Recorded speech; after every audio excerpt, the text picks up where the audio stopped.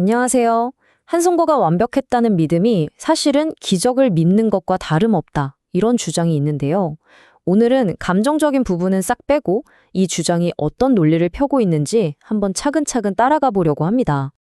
바로 이 문장이 오늘 우리가 살펴볼 주장의 핵심입니다. 선거에 아무런 문제가 없었다고 믿는 게 오히려 비합리적인 믿음에 가깝다는 건데요. 아니, 어떻게 보면 좀 도발적인 결론까지 가게 되는 건지 그 논리 구조를 지금부터 같이 한번 파헤쳐 보시죠. 자, 이 주장을 뒷받침하는 첫 번째 근거. 이건 마치 수사관이 사건을 분석하듯이 접근하는데요. 모든 범죄나 어떤 부정행위가 성립하려면 꼭 필요한 세 가지 요소가 있잖아요. 바로 그 틀을 선거 상황에 그대로 가져와서 대입해 보는 겁니다. 네, 맞습니다. 바로 동기, 수단, 그리고 기회. 이 세 가지죠. 이 자료에서는요, 이 세 가지 요소가 모두 아주 명백하게 존재했다고 주장을 해요. 구체적으로 뭘 동기, 수단, 기회라고 꼭 집어서 말하는지 다음 슬라이드에서 바로 한번 보시죠.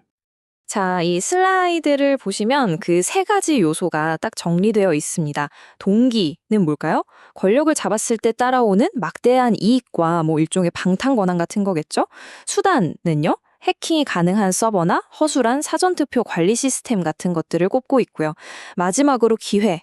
이건 감시가 좀 소홀해질 수 있는 새벽 시간이나 투표함 이송 과정 같은 걸 말하는 거죠.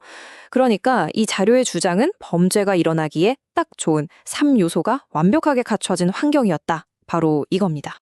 그리고 이 상황을 정말 기가 막힌 비유로 설명합니다.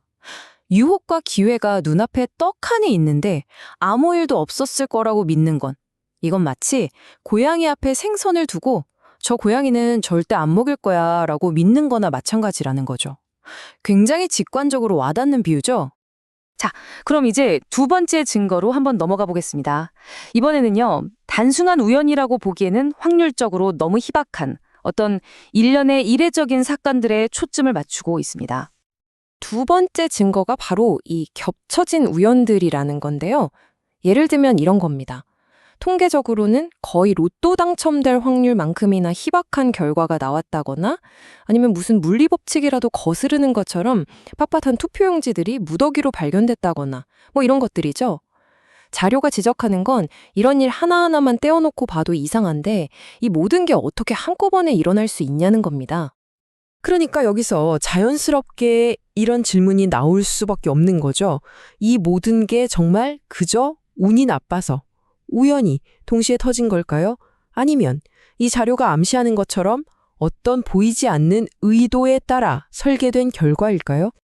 이 자료는 이 상황을 설명하기 위해서 설계된 불량, 영어로는 사보타주라고 하는 개념을 가져옵니다. 이게 원래 비즈니스 용어인데요. 여러 공정에서 문제가 동시다발적으로 터지면 이건 단순한 실수가 아니라 누군가 의도적으로 망가뜨린 거라고 본다는 거죠. 바로 이 관점을 선거에서 발견된 여러 우연들에 딱 적용해서 어쩌면 이것도 의도된 설계일 수 있다는 가능성을 강하게 제기하는 겁니다. 자, 그렇다면 이런 여러 의혹들에 대해서 공식적인 해명은 과연 어땠을까요? 이제부터는 이 자료가 공식 답변들을 어떤 시각으로 또 얼마나 비판적으로 분석하는지 한번 살펴보겠습니다. 자료는 양측의 입장이 이렇게나 달랐다고 지적을 해요. 한쪽에서는 물리법칙이나 통계 같은 어떤 과학적인 데이터를 근거로 의혹을 제기하는데 돌아오는 답변은 원래 종이가 그래요 라던가 유권자들 마음이 원래 그런 겁니다 라는 식이었다는 거죠. 심지어 시스템 취약성에 대해서는 법원에 괜찮다고 했는데요. 이런 식의 답변만 반복됐다는 겁니다. 그래서 자료는 이걸 데이터에 기반한 설명이 아니라 거의 믿음의 영역, 즉 신앙 수준의 해명이라고 아주 강하게 비판하고 있습니다. 그리고 여기서 숨기는 자가 범인이다 라는 우리가 수사물 같은 데서 흔히 듣는 기본 원칙을 딱 가져옵니다. 주장의 요지는 이겁니다. 만약 정말로 떳떳하고 아무 문제가 없다면 CCTV 영상이나 서버 로그 같은 명백한 데이터를 그냥 공개하면 되는 거 아니냐. 그런데 이걸 거부하는 태도 자체가 오히려 의심을 더 키우는 행동이다 라고 주장하는 거죠. 자, 그럼 지금까지 살펴본 이 모든 논증들을 종합해서 이 자료가 내리는 최종적인 결론은 과연 무엇인지 한번 들여다보겠습니다. 이게 바로 이 자료가 내리는 최종 평결입니다. 현실은 선관위가 절대 인정하지 않겠지만 합리적인 사람이라면 누구나 개입 가능성이 매우 높다고 판단할 수밖에 없는 상황이다. 그러니까 공식적으로는 인정되지 않더라도 지금까지 제시된 여러 증거들을 이성적으로 종합해 보면 개입의 가능성을 높게 볼 수밖에 없다는 거죠.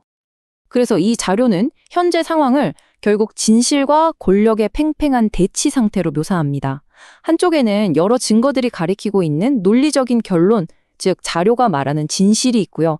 다른 한쪽에는 그 진실이 세상 밖으로 나오는 걸 막고 있는 거대한 권력의 벽이 버티고 있다는 겁니다. 오늘의 이야기는 이 철학적인 질문으로 마무리해볼까 합니다. 출처 자료가 결국 우리 모두에게 던지는 질문이기도 한데요. 진실의 무게는 과연 권력의 저울 위에서만 측정될 수 있는가? 진실이라는 것의 절대적인 가치와 무게가 그것을 드러내거나 혹은 덮어버릴 수 있는 힘의 크기에 따라서만 결정되는 것인지 한 번쯤 생각해 볼 만한 질문인 것 같습니다. 여러분의 생각은 어떠신가요?